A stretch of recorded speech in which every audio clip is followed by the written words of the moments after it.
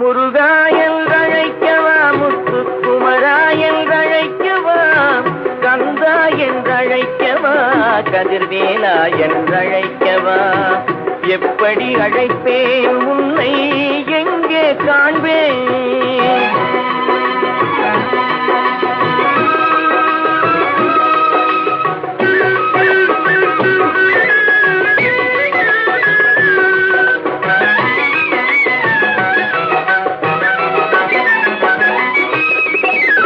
ஆறுபடை வீடெங்கும் தேடி வந்தேனப்பா, அங்கெங்கும்